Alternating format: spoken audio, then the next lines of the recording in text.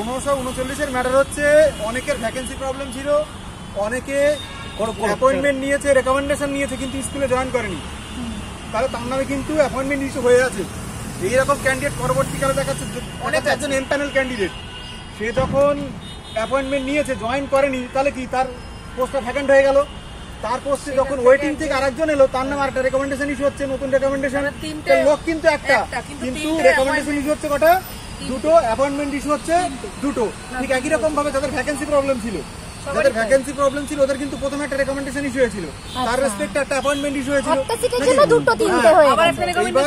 আবার একটা অ্যাপয়েন্টমেন্ট। এইরকম করে দেখাচ্ছে এক্সেস অ্যাপয়েন্টমেন্টের গল্প কিন্তু এখানে। এক্সেস অ্যাপয়েন্টমেন্ট যেটা ওখানে বলছে, এখানে জল ঘোলা হয়েছে, এখানে মানে দুর্নীতি হচ্ছে। অ্যাকচুয়ালি এক্সেস অ্যাপয়েন্টমেন্টটা দুর্নীতির মধ্যে পড়ে না।